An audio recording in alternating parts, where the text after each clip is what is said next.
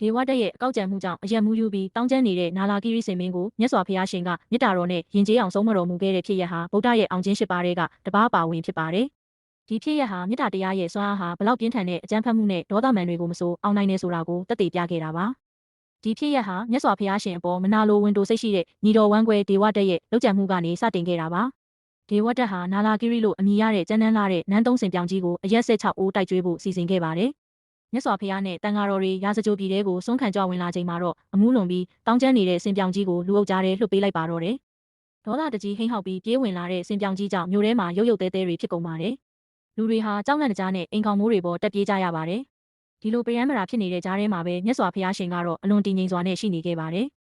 အနီးကပ်အလုပ်ကျွေးပြုတဲ့အရှင်အာနန္ဒာကမြတ်စွာဘုရားကိုကာကွယ်ဖို့အတွက်အသက်ဆုံးပြီးရှေ့ကထွက်ရက်ခဲ့ပေမဲ့မြတ်စွာဘုရားကတန်ခိုးတော်နဲ့အသာယာဖယ်ရှားပေးခဲ့ပါတယ်။မြတ်စွာဘုရားရှင်ဟာထွက်ပြေးတာဒါမှမဟုတ်အင်အားသုံးတာမျိုးမလုပ်ဘဲပြေးဝင်လာတဲ့စင်ပြောင်ကြီးစီကိုစစ်မှန်တဲ့မေတ္တာလိုင်းတွေကိုစီးဆင်းစေခဲ့ပါတယ်။မေတ္တာတက်ကနာလာဂရိစင်စီရောက်သွားတဲ့အခါမှာတော့စင်ကြီးရဲ့ယူသွမှုတွေဟာချက်ချင်းဆိုသလိုပျောက်ကွယ်သွားပါတယ်။စင်ကြီးဟာဖြည်းဖြည်းချင်းရပ်တန့်သွားပြီးနှမောင်းကိုချကမြတ်စွာဘုရားရဲ့ခြေတော်ရင်းမှာဝစ်ဆင်းပြီးအညံ့ခံလိုက်ပါတော့တယ်။